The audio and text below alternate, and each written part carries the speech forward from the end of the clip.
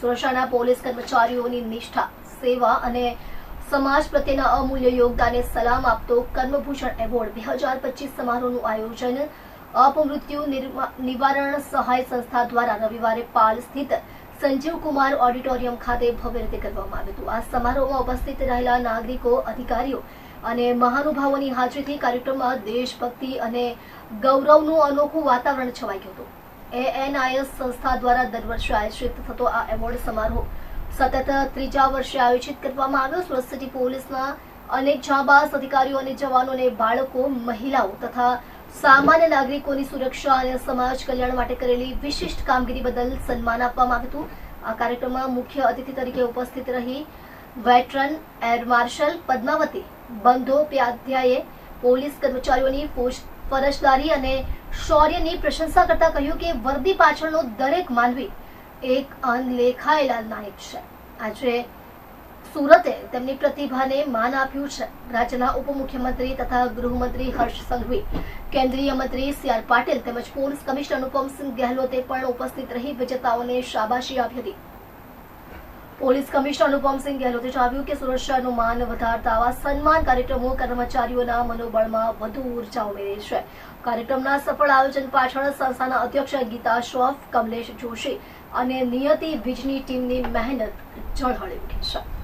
જી નમસ્કાર, હું ગીતા શ્રોફ સર્વ સુરત શહેરના શહેરીજનોને પહેલાં તો અભિનંદન આપવા માંગીશ કે આજે આપણા સુરત શહેરમાં સંજીવ કુમાર ઓડિટોરિયમમાં કર્મભૂષણ એવોર્ડ એનું આયોજન થયું છે। કર્મભૂષણ એવોર્ડ એવા પોલીસ કર્મીઓને આપવામાં આવે છે કે જે મહિલા, બાળક અને પરિવાર માટે તેમજ વૃદ્ધો માટે કંઈક ફરજથી પણ વિશિષ્ટ કાર્ય કર્યું હોય અને એ લોકોનું અમે બિલકુલ મંગાવીએ છીએ કે એ લોકોએ કઈ પ્રકારના કાર્ય કર્યા અને આપણા શહેરના 7 એવા શ્રેષ્ઠ જ્યુરી મેમ્બરોએ આની ચકાસણી કરી અને પોતે એમાંથી માર્ક આપી અને એમાંથી સિલેક્ટ કર્યા છે। એ લોકોને એવોર્ડ મળવાના છે અને આ માટે સુરત શહેર પોલીસે સંપૂર્ણ સહકાર આપી અને તેઓ પણ અમારી સાથે ખડે પગે રહ્યા છે। એ માટે હું સુરત શહેર પોલીસ કમિશનર CP સર સાહેબ અનુપમસિંહ ગહેલોત સાહેબનો પણ આભાર માનું છું અને એની સાથે સૌથી મોટી વાત કે આજે અમે જે ગેસ્ટ લાવ્યા છે જે એવા કે જે શહેરમાં, દેશમાં બધા માટે આદર્શમાં બની રહે એવા ભારતના સર્વપ્રથમ એર માર્શલ બનેલ એવા ડૉક્ટર પદ્માવતી બંદોપાધ્યાય, જેઓ એર માર્શલ તો છે, પદ્મશ્રી છે। એમને તો બહુ બધા PVSM, AVM બધા એવોર્ડ મળ્યા છે વિશિષ્ટ, અને ખાસ તો એમણે ભારત અને પાકિસ્તાનનું યુદ્ધ જે 1971માં થયું હતું તેમણે તેમના પતિ સાથે એમાં પણ વિશિષ્ટ એવોર્ડ પ્રાપ્ત કર્યો છે એમણે એમના પતિએ। આવા એક મહિલા કે જે 81 વર્ષની ઉંમરે પણ એટલા જ કાર્યરત છે અને આજે પણ તેઓ પૂનાથી આપણા શહેરમાં એરફોર્સને તાલીમ આપીને એક દિવસ માટે આવ્યા છે અને ફરી આવતીકાલે તેઓ બેંગ્લોરમાં તાલીમ આપવા માટે જઈ રહ્યા છે। આવા મેડમને હું સલામ કરું છું અને સુરતના શહેરીજનોને કહું છું કે આવા આદર્શો આપણે આપણા પરિવાર, આપણા સમાજ, આપણા બાળકો સમક્ષ મૂકી અને એ લોકોના દિલમાં પણ આપણા રાષ્ટ્ર પ્રત્યેની ભાવના ભરીએ અને સુરત શહેર પોલીસ જોડે એવો વ્યવહાર શીખવીએ કે જેથી આપણે સૌ એક મળી અને સુરત શહેરને ખૂબ જ સરસ મહિલા, બાળક અને વૃદ્ધો ફ્રેન્ડલી એવું શહેર બનાવીએ। ધન્યવાદ। નમસ્તે મિત્રો, આજે સુરત શહેરમાં એક અનેરો પ્રોગ્રામ થયો અનીશ સંસ્થા દ્વારા।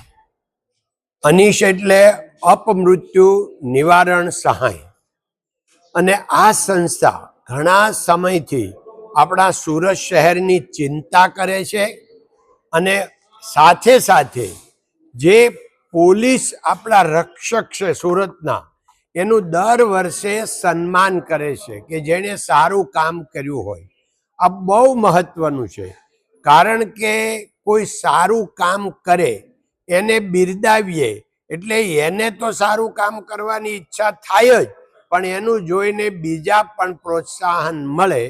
તો આ તબક્કે અનીશ સંસ્થાને ખૂબ ખૂબ ધન્યવાદ, અભિનંદન, અને પોલીસ કર્મીઓ જે ખરેખર આપણા સુરત શહેરનું, સુરત જિલ્લાનું જે રક્ષણ કરે છે એ પૂરું સરાહનીય છે। કારણ કે આખા વર્લ્ડમાં સારામાં સારી પોલીસ હોય તો ભારતની છે, અને ભારતમાં પણ ગુજરાતનો નંબર 1 આવે છે। ધન્યવાદ। જય હિન્દ, જય ભારત, નમસ્તે।